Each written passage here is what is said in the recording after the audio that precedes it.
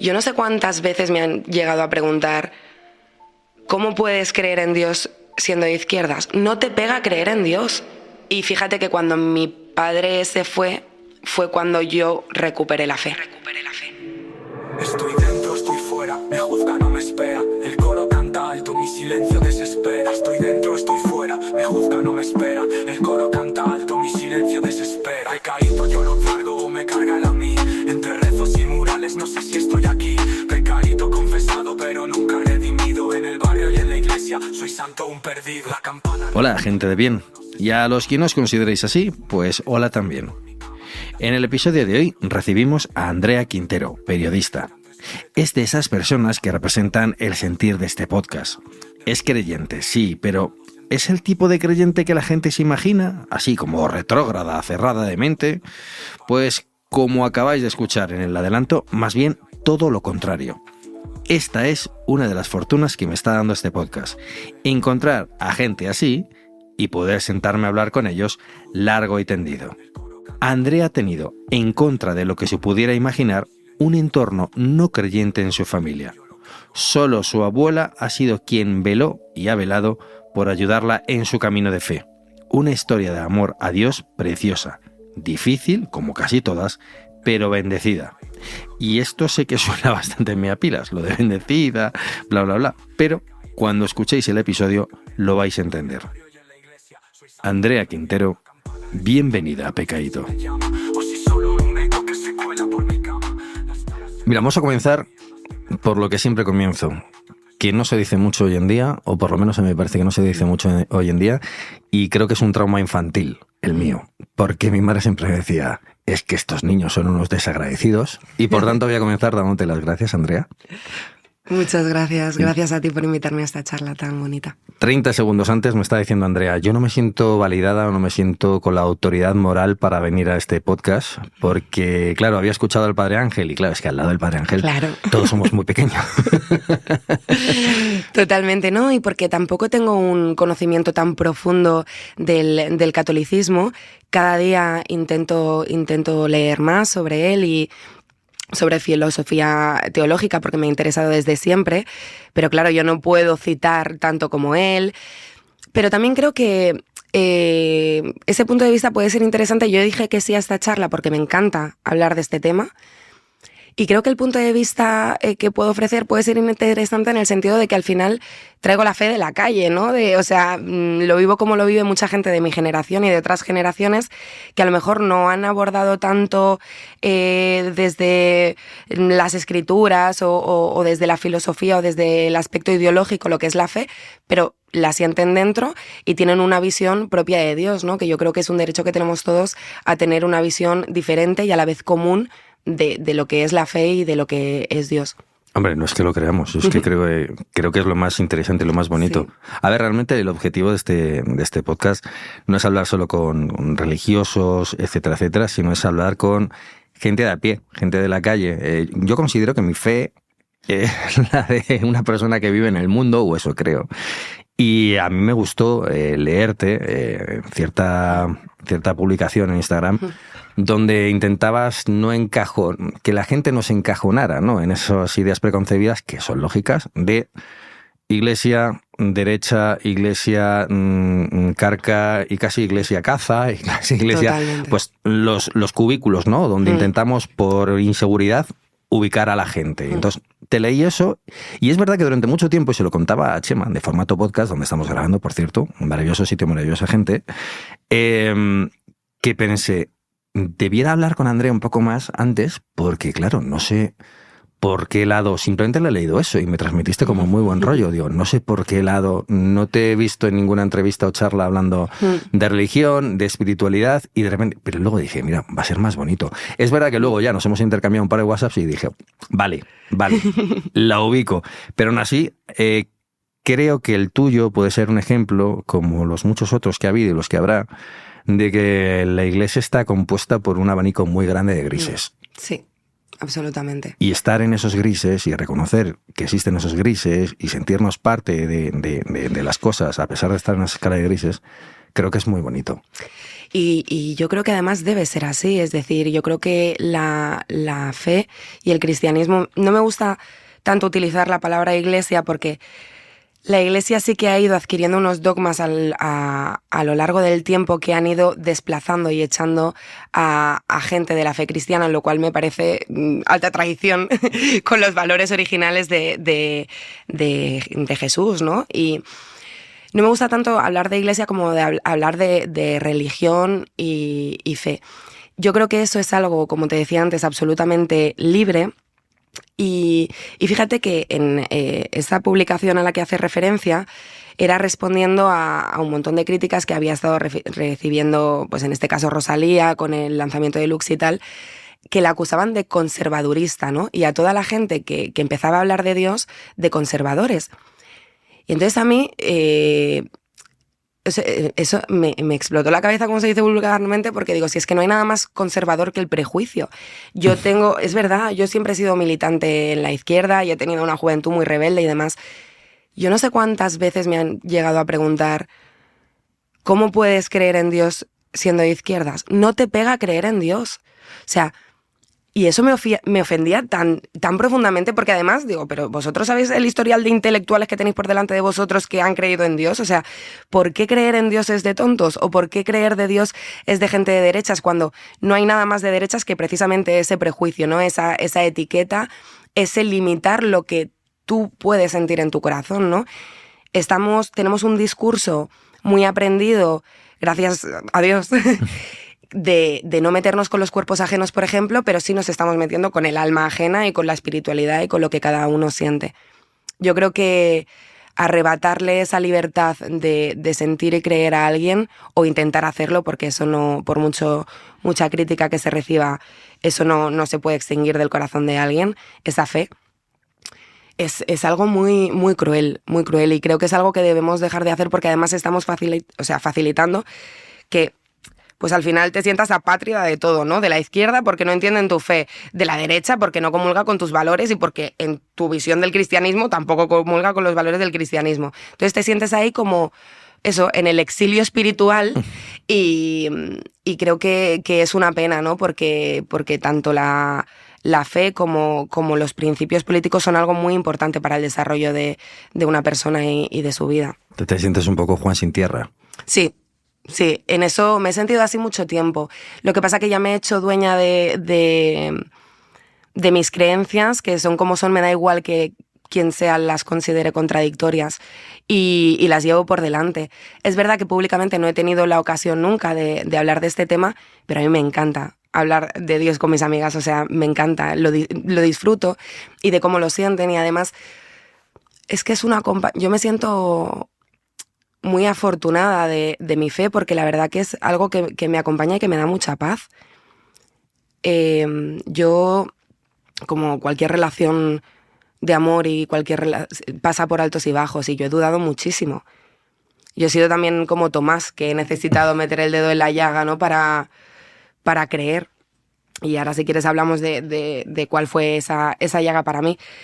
La cuestión es que he pasado por muchos altibajos, pero fíjate que yo le pedí a mi abuela es una persona con mucha fe, mi abuela materna, y yo le pedía siempre, yo no quiero que me reces ni porque vaya bien el trabajo, ni los estudios, ni apruebe, no quiero nada de eso, quiero que reces para que tenga fe. Porque realmente... ¿Eso con cuántos años? Desde muy pequeña. Vamos ¿Lo ubicas? ¿Cuál es tu primer momento de contacto con la fe? Es con tu abuela, ¿no? Sí, yo recuerdo que tenía una ilusión muy genuina por la primera comunión. Y recuerdo que mucha gente intentó decirme que no hiciese la comunión. Incluso me dijeron, oye, mi madre, ¿no? Y el entorno de mi madre, ya te digo, es que en mi casa hemos sido todos súper de izquierdas y tal. Oye, pues hacemos una fiesta igual. Y ellos no entendían que es que a mí me hacía ilusión de verdad, o sea, hacer la comunión y celebrar el sacramento de la comunión por esa parte espiritual, ¿no? Y todo eso siempre me ha acompañado mucho. En la adolescencia también, o sea, recuerdo, yo he ido a un colegio cristiano donde me han enseñado el cristianismo de verdad, el que para mí es original. Suerte la tuya, porque mucha gente sale rebotada. No, total. Yo tengo miedo de meter a mi hija en un colegio religioso solo porque no quiero que una mala imagen, que todos somos proclives a dar mala imagen, pueda enturbiar su veamos cuál camino de fe. Quiero que lo decida por ella misma, que lo sienta ella misma y que si recibe la fe, que para mí, te quería decir, es un regalo en ese sentido. Y a ti te cayó además en un ambiente no cristiano, que es raro, suele ser más difícil. A mí me da miedo, pero como me decías, que incluso en ese instituto, en ese colegio, te lo enseñaron bien. Sí, o sea, sin imposiciones. Yo entiendo perfectamente tu punto de vista y yo sé que cuando sea madre también me enfrentaré a esa decisión y no estaré tan segura, porque es que hay tantos tipos de maneras de ver la fe que es lo que tú dices y puede influir mucho y muy negativamente. También te digo que sé de otras personas en mi colegio que no han tenido la misma experiencia que yo. Pero yo he sido una persona muy contestataria. Yo discutía por todo y a mí me encantaba discutir en clases de religión. Y yo decir, vamos a ver, me estás contando, esta parábola es la historia de Pinocho, ¿sabes? O sea, no me tomes por boba. Y entonces se bajaban a discutir conmigo, a hacerme entender que la Biblia no es una verdad absoluta, sino una fábula, que la literatura siempre ha ayudado a entender la realidad. Y entonces así lo acepto. Si no me intentas hacer creer cosas que la razón me impide creer, yo acepto que se expliquen así las cosas, porque tengo en cuenta el contexto político histórico, el nivel de educación que tenía la gente entonces, y que al final era la manera de hacer entender unos principios que son positivos, porque la fe durante muchos siglos también han sido el fundamento del bien, sobre todo mientras se ha mantenido lejos del poder, ¿no? Entonces, en mi escuela no había problema por discutir, nosotros dedicábamos todos los días un rato a pedir por las personas que estaban pasándolo mal de la propia clase, entonces el amor al prójimo estaba muy inculcado, la solidaridad. El prójimo cercano, además, ¿no? Ya exacto. Vamos a pedir por los pobres. No. Por Juan, Menganito y exacto, fulanita. Que el papá de Menganito está enfermo, vamos a pedir que mejore, que él se sienta acompañado, Entonces, era algo muy tangible y eso me acompañó durante toda mi infancia y adolescencia. O sea, yo recuerdo que cuando yo lo dejé con mi primer novio y tenía la pena y el drama y tal, yo lo hablé con una de las monjas de mi colegio y me tuvo una hora en el despacho haciendo, con muchas comillas, terapia, no tantas comillas porque tenía formación como psicóloga, y no hubo nada de juicio de si me correspondía haber experimentado ciertas cosas con mi pareja, sino no hubo juicio. Hubo escucha. Y Dios es eso, no es el juicio, es la escucha. Entonces para mí siempre ha sido eso. Y yo me confirmé. ¿Te confirmaste? Yo me confirmé, sí. Además, con mi confirmación, fue algo muy especial. Porque después de confirmarme sí que tuve una etapa de más crisis de fe, ¿no? También en la que me influyó mucho, pues eso, la confrontación aparente o que me querían hacer ver entre mi ideología política y mi fe. Eso me alejó mucho de la Iglesia como institución. Uh-huh. Al final yo siempre me he sentido muy cerca de Dios en los templos porque lo he experimentado.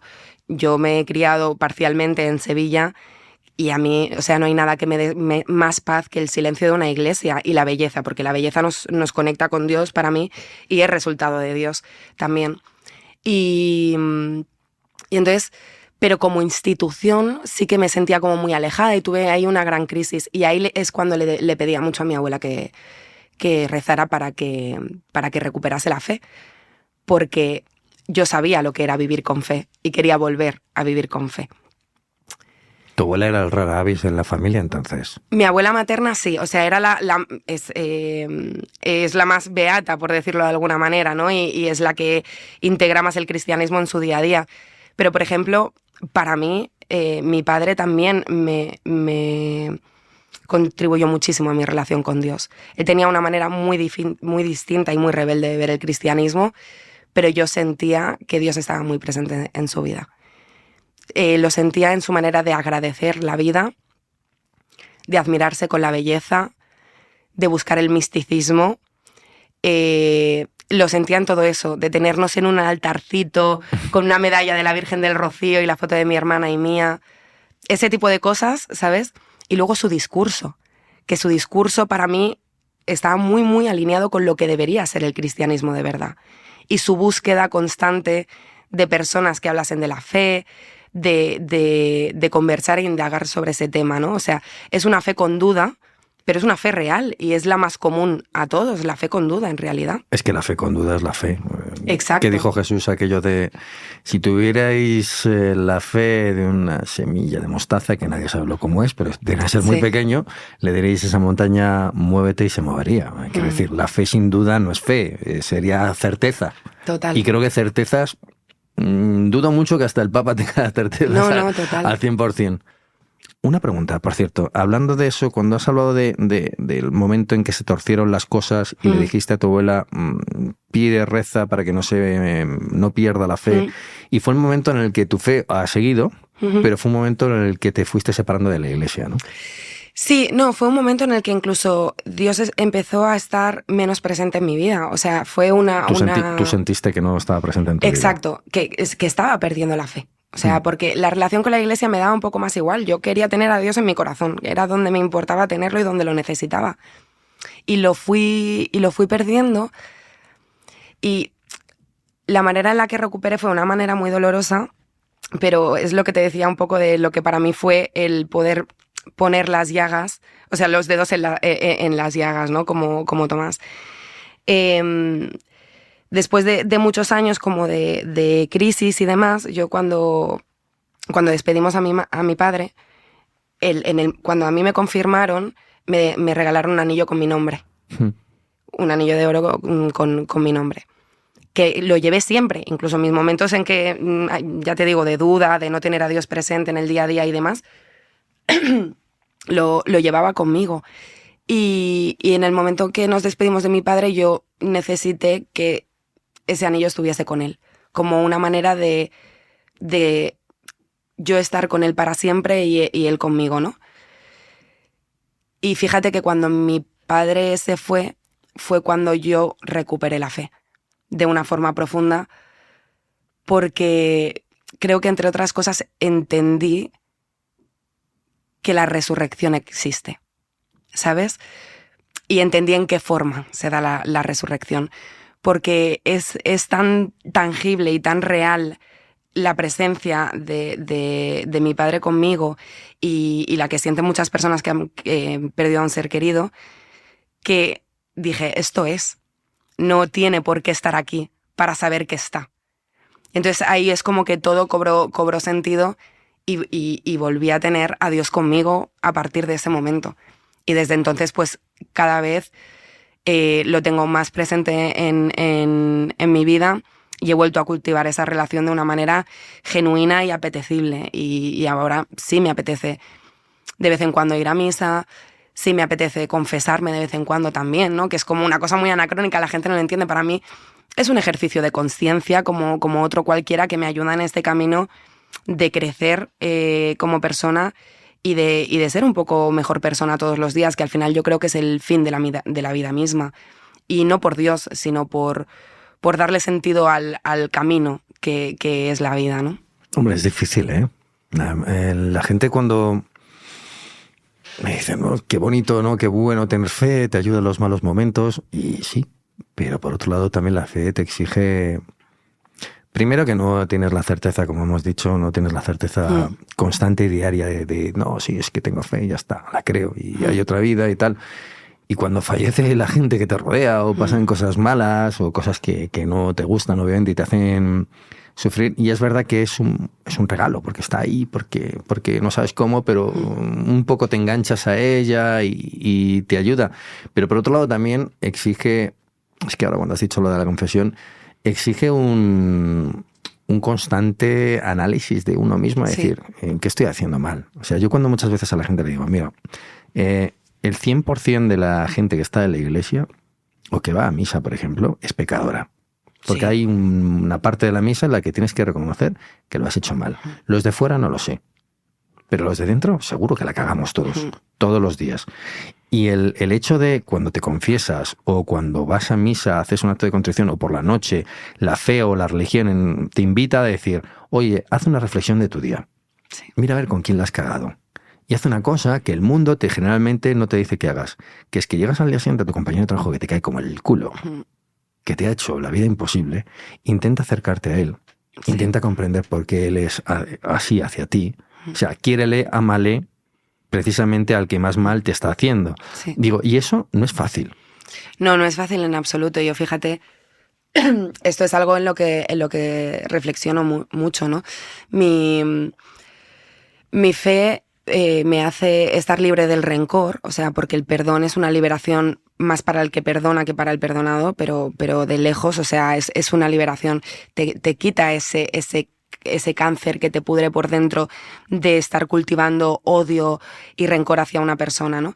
Pero sí que es verdad que a mí me cuesta mucho diferenciar a veces entre el poder perdonar pero no ser ingenuo. Es decir, hay personas que sabes que te la van a volver a hacer por muchas veces que las perdones, ¿no? Y cuando hemos sufrido un daño intenso por parte de alguien a quien queremos, que esté en nuestra vida, que queremos perdonar, pero al final tienes esa reticencia que te la vuelva a hacer, encontrar el equilibrio es un poco complicado, ¿no? De decir, y yo esto lo he hablado mucho, ¿no? Con mi confesor y demás, porque digo, es que yo, o sea, quiero perdonar, pero es que tengo ese... No es un rencor, no es una necesidad de revanchismo de decir, ahora vienes a mí, no quiero estar para ti. No, es miedo, ¿no? Y él fue el que me dijo, oye, es que una cosa es perdonar, es amar, y otra cosa es ser ingenuo. O sea, tú también tienes que amarte a ti mismo, ¿sabes? O sea, no vamos a olvidar esa parte de la ecuación. Y entonces es complicado ejercer el perdón, pero es algo muy, muy liberador, ¿no? Porque es lo que te digo, o sea, al final esos sentimientos pudren mucho. Y la parte de examinar tu conciencia, de saberte pecador, te mantiene humilde. Y la humildad es un valor imprescindible para el crecimiento, porque nadie que crea ser... Es que yo pienso, si yo no tuviese nada que aprender en esta vida, si no tuviese nada en lo que mejorar, o sea, qué aburrimiento, ¿no? Quiero decirte, es que si el punto de partida es soy lo más mejor del universo, pues acuéstate ya hasta que te mueras, porque es que no tienes nada que hacer aquí. Entonces, saberse pecador pues te da la oportunidad de mejorar, ¿no? Y te mantiene, pues eso, en construcción. Y a mí me gusta sentir que la vida es, pues eso, un proceso de construcción de uno mismo y que no termina nunca. Wow. No, ahí estaba pensando, mientras me estabas contando, me estaba viendo como, digo, al principio, si hay alguien que escucha la primera parte solo del podcast, va a pensar, bueno, esta persona no va a misa, pero luego has dicho que sí que vas, que te nutres de... Y a mí me gusta hacer mucho hincapié con mis amigos de... a veces parece que o compras todo el paquete sí. o no. Digo, mira, no. Yo creo que la iglesia y la fe, por lo menos, tiene que ser primero como una madre, no como un padre, que es la imagen siempre de Dios castigador, sí. que siempre nos han dado. Absolutamente de acuerdo. Yo soy muy mariana. Es horrible en ese sentido. Y por otro lado, yo creo que es como una fuente. Entonces tú vas a una fuente cuando tienes agua. La fuente siempre está dando agua. Entonces tú cuando tienes sed, vas y bebes. Pero si no te da la gana y si te quieres morir de sed, te mueres de sed o coges el agua de otra fuente. Y mucha gente hoy en día tiene esa necesidad espiritual, porque yo creo que en mayor o menor medida todo el mundo tiene una necesidad espiritual, y si no te llega por un acontecimiento malo, te llega por la edad, te llega lo que sea. Y me parece maravilloso a mí cuando me dicen, no, es que fíjate, es que se va por el Reiki, por el yoga, digo, pues es que es maravilloso. Esa necesidad de trascendencia. Sí. Que lo hagas dentro de la iglesia o fuera o tal, da igual. Que ahora te quiero preguntar por ese aspecto, el tema de, estuvimos hablando de la hermana yogi. Ah, sí. Maravilloso. Cristina Fernández Hoyo, sí, ella es quiero genial. Profundizar por ahí, pero me ha gustado ver cómo tú haces uso como tiene que ser. Quiero decir, hay momentos en los que uno está enfadado o con menos fe o con las revoluciones más bajas y no te apetece y te sientes enfadado, pero tú has como retomado un poco, a pesar de las trabas sí. que pone la iglesia, y te quiero preguntar por esas trabas. ¿Cómo has podido vencer, y eso es a lo que iba, cómo has podido vencer esas trabas que sigue poniendo, esos palos en la rueda que sigue poniendo la iglesia, como es el tema, por ejemplo, de la mujer? Sí. O otros temas como el colectivo LGTBI o muchos otros. ¿Tú cómo lidias con eso? Pues mira, principalmente entendiendo que la iglesia la forman hombres y que los hombres se equivocan. Y digo hombres, refiriéndome a hombres y mujeres en este caso, ¿no? Pero sobre todo hombres, la verdad. Yo te estaba leyendo por las dos partes. Sí. O sea, no, pero es que también, ¿eh? Quiero decir, Dios, o sea, la iglesia es un camino que debe acercar a Dios, pero no siempre es así. O sea, yo creo que se equivoca mucho en expulsar a ciertos colectivos porque sobre todo les está quitando el derecho a Dios y eso me parece imperdonable. O sea, a mí eso me parece un pecado mortal. Decirle a alguien que por lo que sienta, porque se ha enamorado de alguien de su mismo sexo o porque ha tenido relaciones sexuales antes del matrimonio o por que le falta de comer en su casa incluso y ha robado un paquete de arroz, tú a esa persona no tienes derecho a quitarle a Dios porque no tienes una entidad... para mí, no tienes autoridad moral para hacer eso.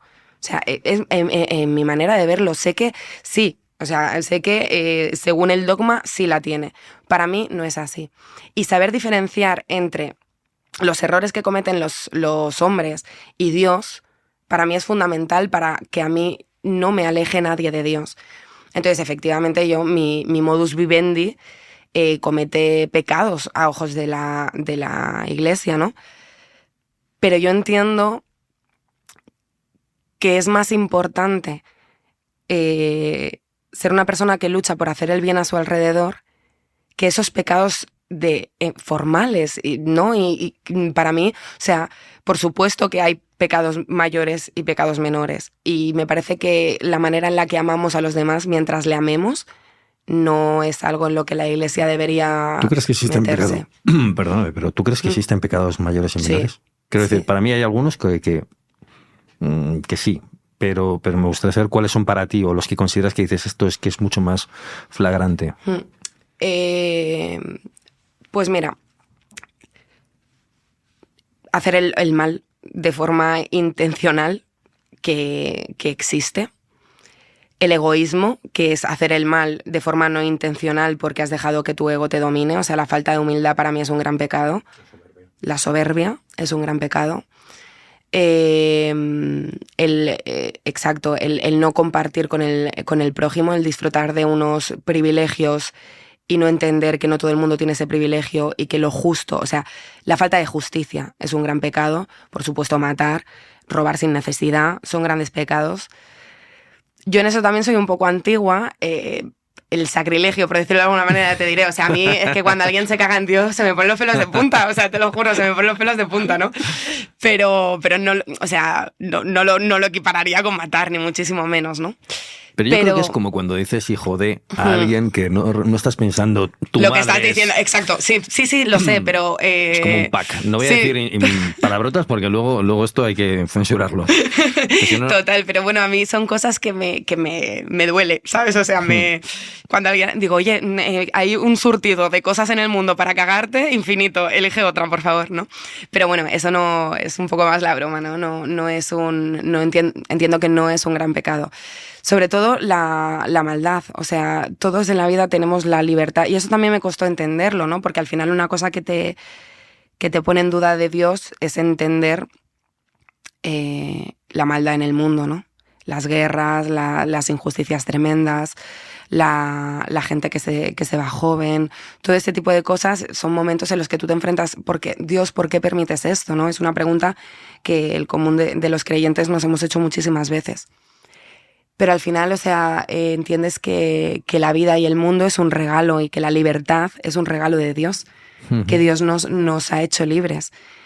Y en esa libertad está la libertad de elegir el bien sobre el mal. Entonces, si yo te regalo a ti una tablet, no es mi responsabilidad que tú la cuides o no. Si se te rompe y se te rescabraja es tu problema, porque yo te la he regalado para que tú hagas el uso que consideres oportuno de ella. Y el mundo y la vida es un regalo de Dios, entonces cada uno tiene en sus manos la posibilidad de obrar bien. Y para mí tener la posibilidad de obrar bien y elegir obrar mal solo pensando en el interés propio es un pecado muy grave, del que uno se puede arrepentir, pero que se tiene que arrepentir también con actos. Es decir, cuando uno sabe que ha sido injusto, intenta repararlo, intenta ser justo por otro lado. Y al final... olvídate de que somos o sea, el individualismo yo creo que ha hecho muchísimo daño, ¿no? Porque al final es fácil que nos haga egoístas. Yo soy individualista en ciertas cosas, pero al final nunca me olvido de que no somos una isla y de que las personas a nuestro alrededor sienten y padecen igual que nosotros y tienen el mismo derecho que nosotros. Entonces yo creo que la vida es buscar la justicia, y que la prueba más grande que nos pone Dios es el saber elegir la justicia por encima de nuestro propio interés, y no siempre es fácil, y yo no siempre lo consigo, ¿eh?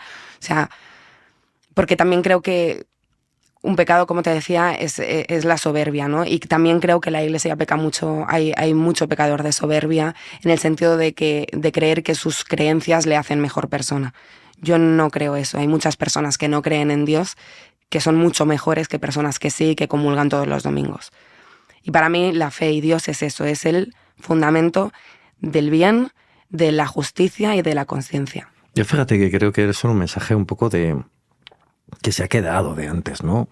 Y de hecho muchas de las críticas que me hacen mis amigos hacia la Iglesia, en buena medida son estas cosas que comentas. Ellos no hablan tanto, por ejemplo, lo que para mí es un grave error en la Iglesia, y me decía Jesús bastante de Religión Digital, con el que he charlado también en este podcast, esa manía persecutoria de la Iglesia, los pecados 6 y 9, que son los relacionados con el sexo. Sí. Con la sexualidad, con el sexo y tal, no sé cuántos. O sea, esa poner en la picota esos pecados y el resto no. Y como dices tú, la soberbia, a mí me parece el peor de ellos. Sí que, por ejemplo, difiero en pensar, pero también es por mi vivencia de la Iglesia, en que a mí siempre me han enseñado que no por creer te hace mejor persona, sino todo lo contrario. También lo he visto en mi casa, o sea, no porque mi padre fuera mejor que mi madre, sino porque vi que mi padre era una excelente persona, a pesar de no ser... Claro. Es que no sé si que era... No sé, no era ateo, era pagano. Sí, bueno, era agnóstico, ¿no? Sintoísta, budista, bueno, tío, japonés. Es que no sabía bien, en España estaba desubicado el pobre. Pero es verdad que la Iglesia siempre ha categorizado mucho eso, y en cambio, por ejemplo... El negar la comunión, por ejemplo, o la posibilidad de la comunión a una persona que se divorcia, a una persona que tiene una orientación sexual, una identidad de género diferente, por encima dice, no, es que esto es evidente, bueno, pues coge al político de turno y no le vuelvas a dar la comunión, porque ha salido, y sale todas las semanas, no un día, ha salido todas las semanas, y seguirá saliendo todas las semanas diciendo que inmigración es igual a delincuencia. Porque inmigración igual a mal, inmigración tal, no sé cuántos. Y eso es un pecado, o sea, realmente es un pecado de egoísmo. O sea, estás diciendo, y además, que no venga nadie, aunque venga a trabajar, que no venga nadie, tal, no sé cuántos, aunque lo esté pasando mal, me da igual, tal, no sé cuántos. ¿Y por qué no coge la Conferencia Episcopal Española, por hablar de donde el país en el que vivimos, y le dice directamente a esos políticos, usted con este discurso no vuelve a comulgar? Viene a la Iglesia, pero no vuelve a comulgar. Porque la Iglesia no te va a cerrar las puertas. Y en cambio sí que le dice a todas las personas que saben que tienen una orientación sexual o de identidad de género diferente, que no puede comulgar. Y además se lo dicen. Y es que bueno, no hago spoiler porque este episodio va a salir después, pero el episodio número 2, que ya habrá salido para cuando publiquemos esto, precisamente es Rubén, que es alcalde de Sotocaballeros, que es alcalde socialista, gay, al que se le ha prohibido la comunión. Y a mí me parece una injusticia tremenda. Es una injusticia además, tremenda. Una persona de una fe, pero enorme. Una persona que además se desvive por la parroquia, que ha sido celebrador de la palabra, que no sabía ni que existía. Sabía que existía, pero no sabía ni que tenía ese nombre. Quiero decir...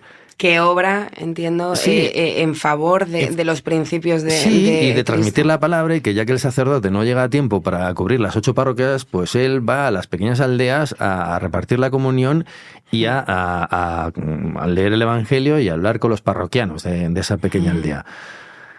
Y le coges a él y le niegas por la orientación sexual que tiene, la comunión, el estar cerca de Dios, que para él es algo brutal, o sea, que es algo que le ha afectado a nivel de corazón, el dolor que le estás provocando en el corazón a esa persona, que ama a los parroquianos, ama a Cristo, ama a todo, y lo haces por eso. A mí esa categorización me parece desde luego un error mayúsculo por parte de la Iglesia. Es verdad que venimos de una sociedad... Yo es que siempre lo digo, si hubiera nacido hace 50 años, yo obviamente estaría quemando iglesias. No estaría... Sí. no estaría entrando a la iglesia para rezar, sino estaría para aprender la Y yo entiendo, las rabias y los dejes y todo lo que hay en este país que afortunadamente se está limpiando. Y vamos a hablar ahora precisamente de eso, de cómo ves tú toda esta ola. No, es que no sé cómo llamarlo. A mí ni me va ni me viene, porque al final de cuentas, si es una moda, se irá, pero yo voy a seguir aquí. Sí, a mí me cuesta bastante oír que le llamen moda. Pero tú lo ves como moda, tú lo ves como... A ver, está de moda hablar del tema. Otra cosa es que la vida religiosa o la espiritualidad, yo creo que siempre ha estado. Y siempre va a seguir estando. Pero en lo concerniente a la Iglesia Católica, ¿tú cómo lo estás viviendo, cómo lo estás viendo? Yo, la verdad es que en mi entorno no lo he notado tanto, porque las personas que comparten con mi fe llevan muchos años teniendo fe, mucho antes de que se hablase más del tema, y las personas que no han vuelto. Entonces yo en mi entorno inmediato no lo estoy viendo. Yo creo que yo entiendo perfectamente que haya un resurgimiento de la fe, y no lo veo como una moda, sino como una necesidad del alma ante un mundo cada vez más incierto, más convulso, que nos invita más a los malos sentimientos. Yo creo que es una necesidad de un refugio y es una necesidad de padre y de madre que tenemos en el alma. Entonces me cuesta mucho entender que eso pueda ser una moda, ¿no? Porque uno no siente en el corazón por moda, o sea, no, me parece un término incompatible, o sea, no me gusta que se emplee, y me parece que además nos está impidiendo atender al fenómeno desde una perspectiva de qué está pasando en nuestra sociedad, por qué ahora resurgen estos sentimientos en la juventud, y sobre todo porque es verdad que hay mucha gente joven. Yo en la iglesia a la que voy, que ya te digo, yo no voy todos los domingos, voy los que puedo y me gusta ir y me hace bien ir porque es un momento de meditación. Es tu refugio semanal. Es mi refugio. Y yo a veces, o sea, y tengo que confesar que, aunque sea un pecado para la iglesia, yo a veces he comulgado sin poder hacerlo aparentemente, pero es que yo lo siento un poco como... O sea, es que sé que esto va a ser muy sacrílego, y, ¿sabes? Estamos muy, aquí y muy criticable, pero si yo voy a casa de mi padre, yo cojo o sea, ¿quién me va a impedir servirme un vaso de agua en la casa de mi padre? ¿Quién? O sea, ¿y por qué? Es decir, yo no comulgo cuando yo siento que he obrado mal. Yo no dejo de comulgar por el hecho de estar divorciada.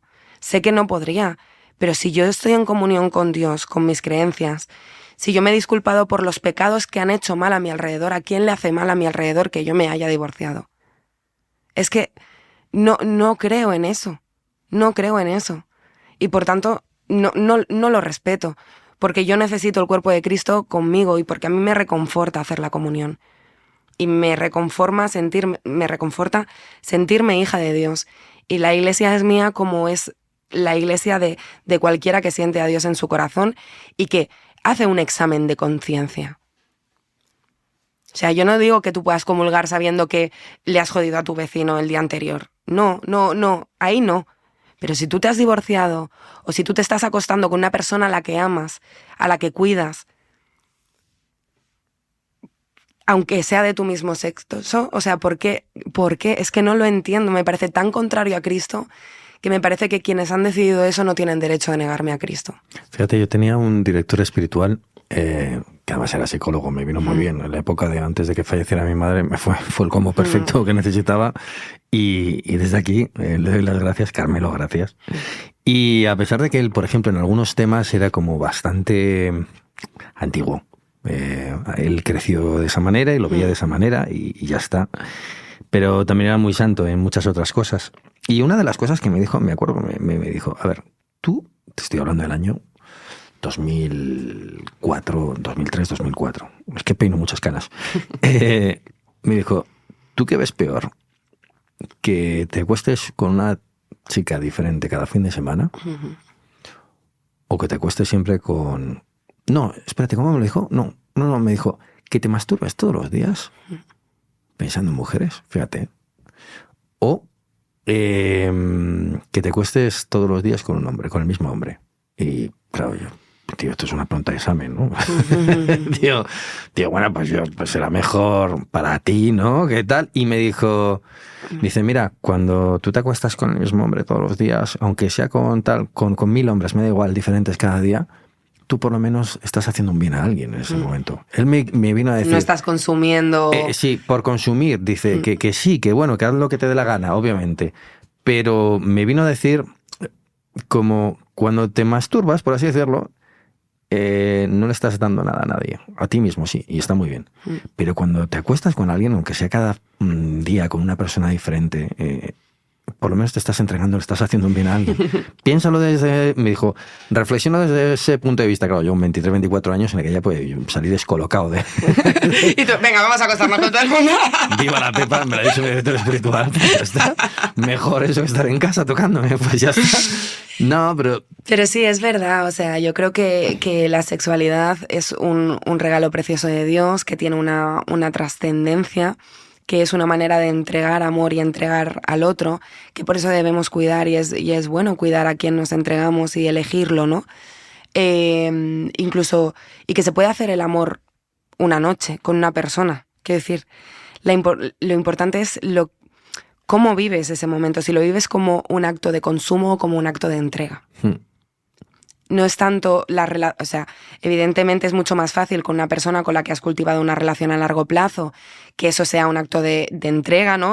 Cuando has cultivado un amor real y duradero. Pero yo he tenido la experiencia de hacer el amor de verdad con una persona que no era mi pareja, ¿no? Pero que hay una entrega o un cariño en ese momento, ¿no? Y en ese momento hay una voluntad de dar. De darse y de experimentar algo bello y algo, un regalo precioso de la vida entre dos, en el que los dos vamos a disfrutarlo. Claro, es que es eso. Entonces tú vas al día siguiente de mesa y dices, es que, ¿cómo me voy a arrepentir? Claro. O sea, porque de verdad, porque yo lo hablaba con sacerdotes, es decir, es que no puedo arrepentirme de estar conviviendo con una persona a la que quiero, a la que amo, a la que me entrego en vida, a la que si me dice que da la vuelta al mundo a la pata coja, al revés, lo voy a hacer. Digo, porque es que ya no se quiere casar y porque no tal, y porque además es necesario que o convivo antes, o si no, voy a jurar ante Dios que la voy a querer amar a pesar de todos los males, sin saber cómo es esta persona. Y nos vamos a hacer el mal el uno al otro. Digo, es que no. O sea, es que no podemos reducirlo todo. Yo no me puedo arrepentir de querer a una persona. Totalmente. Y de entregarme totalmente a esa persona. Es que que sí, que algunas normas, que de esto quería hablar contigo, porque lo has mencionado varias veces, los dogmas de la Iglesia. Yo creo que hay no sé cómo lo llevarás tú, pero creo que hay una pequeña confusión generalizada sobre lo que son dogmas y lo que son normas. Sí. Y mucha gente de fuera de la Iglesia o que no estudia tanto la Iglesia, y dentro de la Iglesia también, confunden entre dogma y norma. Que los sacerdotes no se puedan casar es una norma. Que los divorciados no puedan comulgar, lo siento, pero es una norma. Que no tal, que se ha llegado, que se dijo tal, muy bien, pero dogmas hay muy pocos. Dogmas es la Inmaculada Concepción, sí, tienes toda la razón. Dogmas es la resurrección, dogma tal, no sé cuántos. Entonces, a mí, yo lo discutí con un obispo en la mesa desayunando. O sea, tuve esa suerte. El hombre me miraba como diciendo, ¿este tío quién es? Que ni siquiera es seminarista. ¿Y qué hace aquí en el seminario? Soltándome la chapa para desayunar. Me está atragantando la tostada. Pero yo me acuerdo y decía, es que esto está mal. Sí. O sea, esto de esto, norma, son normas que tenemos que discutir. Que lo siento, pero tenemos que discutir. Y ya no porque se vacía la Iglesia, sino porque es que la Iglesia está ahí y el amor de Dios era para los hombres. Eso es. Y si los estás echando con el dedo acusador, tío, mal vamos. Es que yo lo veo así, les estás arrebatando el derecho a Dios. Es que eso es muy fuerte. O sea, quitarle a alguien el derecho a Dios es quitarle el Padre. Yo lo vivo así. Y me parece tremendamente injusto y me parece, ya, lo repito, tremendamente contrario a lo que nos ha enseñado Jesucristo. O sea, y a lo que Él hacía, cuál fue su labor y cuál fue su palabra, es traicionar todos esos principios. Esas normas alejan a Dios del corazón de la gente, porque tú puedes interpretarlo como decir, bueno, yo sigo teniendo a Dios, me da igual esta norma, o puedes decir, donde no me quieren a mí, yo no les quiero a ellos, ¿no? Y entonces ahí viene el problema. Yo creo que, creo que revisar todas esas normas es imperativo y creo que poquito a poco estamos dando lugar a que se pueda ir abriendo poco a poco. Al final también hay mucho miedo, ¿no?, en estas instituciones que están sustentadas sobre la tradición, y yo lo entiendo, y me parece razonable que digan, es que claro, es que esta tradición y esta serie de normas son las que nos han mantenido cerca del poder, por una parte. Y es que si hablamos de tradiciones, claro, cogemos el Antiguo Testamento, que es verdad que luego cuando lo estudias en profundidad ves que primero, como decías tú, ¿no?, que hay algunos pasajes que son fábulas, que otros son tal, y que es una historia de revelación diferente la del Antiguo Testamento con la del Nuevo Testamento, pero incluso los Hechos de los Apóstoles hay cosas deleznables por parte de San Pablo, deleznables, sí. O sea, de mujer, sométete al hombre, etcétera, etcétera. Ahora, chicos, hay que hacérselo ver. Y yo, fíjate, es que, volviendo al tema, a mí me cuesta creer que todavía hay ciertas cosas, sobre todo, voy a hablar de la iglesia española, porque hay otras iglesias como la francesa o la alemana que están mejorando muchísimo en esa manera de comunicar, manera de transmitir, manera de entender cómo es la religión y la unión con Dios, pero que a pesar de eso en España, a pesar de que en España estamos muy caducos y muy carcas todavía, está viendo como una ola de quizá por las incertidumbres, ¿no?, de que te plantea la vida, ya no de vuelta a lo espiritual, porque nunca se ha ido, como decíamos, sino de acercamiento a la Iglesia Católica, que a mí me sorprende, ¿eh? O sea, creo que las cosas todavía no están como para que mucha gente que siempre ha dudado o que le ha parecido un horror en muchos sentidos, porque lo es, para que sigan volviendo. Yo no sé si tú lo has vivido en tu entorno o lo estás viendo, o yo es que soy viejo ya, entonces no sé. Yo creo que lo que está sucediendo es que la gente no está esperando a que se lo den hecho, sino que lo están cultivando por sí mismos. Es decir, no voy a esperar a que quites esta norma, voy a decidir no respetarla, porque Dios está por encima de esa norma en mí, ¿no? Y entonces yo creo que al final los feligreses podemos hacer mucho por que llegue este cambio, ¿no? Y creo que en este caso estamos siendo nosotros el faro que apunta hacia dónde tiene que ir el cambio, y no lo está haciendo la Iglesia. A mí me da igual quién dé el primer paso mientras termine cambiando, ¿no? Pero creo que en este caso la sociedad sí que está llevando a la Iglesia por ese camino, ¿no? Porque está decidiendo qué normas respeta y qué normas no. Esto es un problema de que la Iglesia es más un padre que una madre. Sí, para mí absolutamente. Y fíjate que Dios es más madre que padre, ¿no? Porque el amor incondicional de Dios y ese refugio y ese agua para el sediento constante tiene mucho que ver con lo maternal, ¿no? Pero la Iglesia sí que adopta ese papel del padre castigador. Es como que se queda en el castigo, ¿no? Cuando hay formas mucho mejores de educar que el castigo, y eso está demostrado, ¿no? Está siendo un padre negligente, además, en ciertas cosas, ¿no? Un padre severo, muy antiguo, muy arcaico, y que al final inculca con menos eficiencia que la madre, que inculca con amor. Ahí vamos a ir cerrando, pero te iba a preguntar, tenía apuntado, resúmeme en una frase, ¿dónde está tu fe y tal? Pero te voy a decir yo, y dime, por favor, corrígeme, por favor. Pero te vuelvo a repetir, al principio de cuando empezamos a hablar pensaba que estabas más fuera de la Iglesia, pero es que ahora te veo muy, muy dentro de la Iglesia. O sea, porque los feligreses, me acabas de decir. Sí. Somos los que... Primera persona del plural. Los feligreses somos los que... Bueno, ya, claro, sí, es verdad, ¿no? Igual no tengo derecho, ¿no? A llamarme así a mí misma. Claro que sí, claro que sí. Pero sí, me parece maravilloso. Yo... Andrea Quintero, eres iglesia, eres parte de la iglesia. Madre mía, los habrá tirándose de los pelos al escucharme por esta visión que tengo, pero sí, claro que me siento rebaño de Dios. Claro que sí, y que cuando voy a la iglesia siento que estoy en mi lugar y me da paz y siento que formo parte de eso y que quiero formar parte de eso. Y que quiero ayudar a que forme parte de otras personas. Yo he tenido esta conversación con muchas amigas. Muchas amigas se han sentido expulsadas. En concreto, tengo una amiga que ya viajó desde México. Bueno, no, desde México no, ella estaba viviendo entonces en Estados Unidos. Se tenía que trasladar. Mira, no puedo ser exacta con los temas de burocracias, de papeles, porque esto es un lío tremendo. Pero ella llevaba 5 años con su pareja y para poder instalarse aquí lo más sencillo era casarse. Sí. Y entonces tenía que hacer una serie de trámites burocráticos que tenía que estar casada para ello. Entonces ella se cogió y se casó. Y al mes y medio, cuando ya estaba sentada, fue a la iglesia a decir, mira, yo he tenido que adelantar este trámite por esto y por esto tal, y yo me quiero casar ante los ojos de Dios. Y le echaron una bronca tremenda. Buah, qué horror.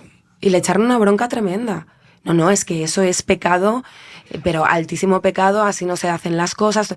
¿Pero quién se lo dijo? ¿Usted quién es? El párroco. Ya, bueno, si es que... El párroco. A veces hay que irse a la cabeza y no a los pies, que decían claro, mi familia. Claro. Entonces, y yo... le dije, oye, vente un domingo conmigo. Es que nadie, es lo que repito una y otra vez. Nadie tiene derecho a echarte de la casa de tu padre. Y hemos ido varias veces y ha venido conmigo y es algo como de, gracias por volverme a acercar a esto porque me hizo tanto daño que me sentí muy alejada.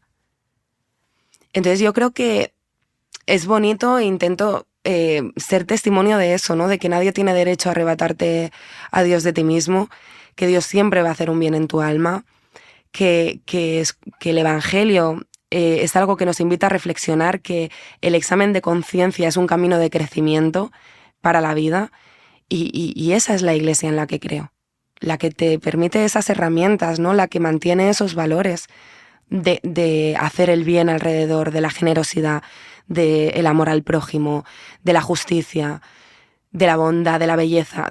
Todo eso son los valores de la iglesia y de esa iglesia sí me siento parte. Me has hablado de una amiga, supongo que serán muchos casos, te cuesta mucho, ¿no?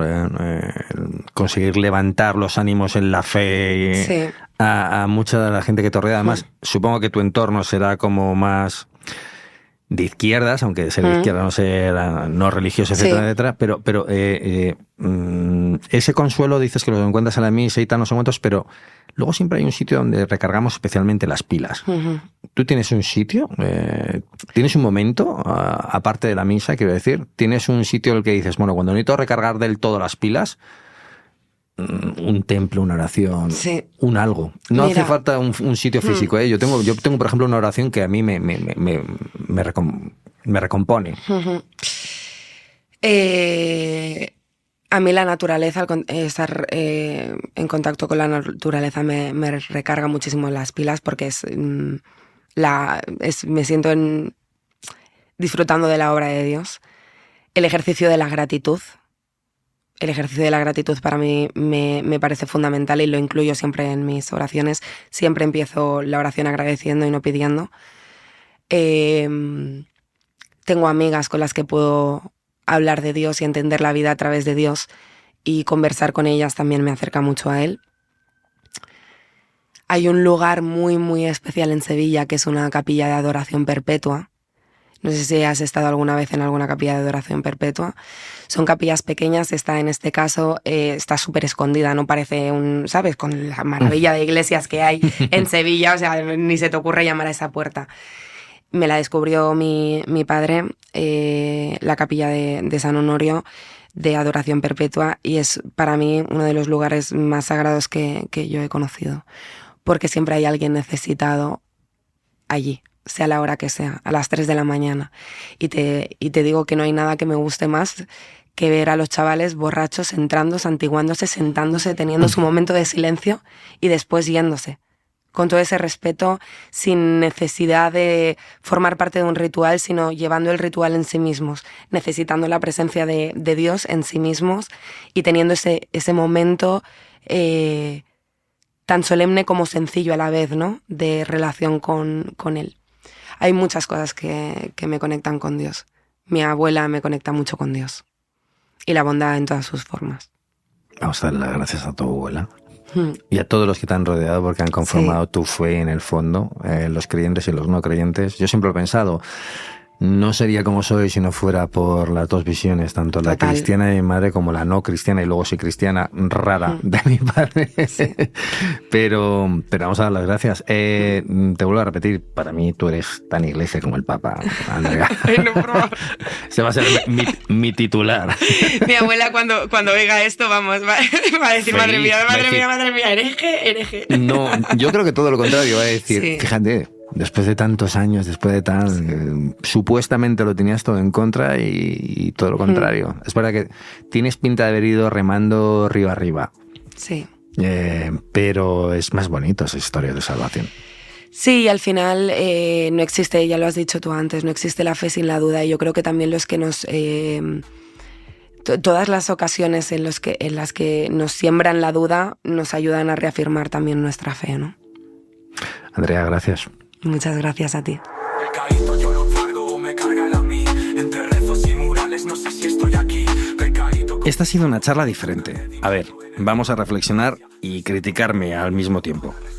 Digo constantemente que Pecadito es una charla, pero la realidad es que es una entrevista. Porque si fuese charla, me oiríais tanto a mí como a la persona invitada, y no suele ser así. En esta ocasión sí que se puede decir que ha sido una charla, porque servidor ha rajado de lo lindo, lo habéis podido escuchar. Soy el primero que critica cuando el entrevistador es tan protagonista como el entrevistado. Pero es que con Andrea uno tiene ganas de conocerla, pero también de charlar con ella. A pesar de ello, creo que queda claro que hemos conocido a Andrea, y a mí, por mala suerte para vosotros, me habéis tenido que escuchar un poco más de lo habitual. Pero no tanto como a ella, desde luego. Y ahora os voy a recordar que si os suscribís, si compartís etiquetando a Pecadito en redes sociales y si os apuntáis a la newsletter, me ayudáis mucho y sobre todo ayudáis al proyecto. Más aún si le pasáis los enlaces a los amigos. De verdad, este podcast está creciendo poco a poco y cada vez son más quienes lo escuchan y lo comentan y ayudan. Todo esto ayuda, desde luego. A ver, además, si cuando llega el Papa León XIV cae el milagro y se viene al podcast, ¿qué? ¿Hay que tener fe o no hay que tener fe?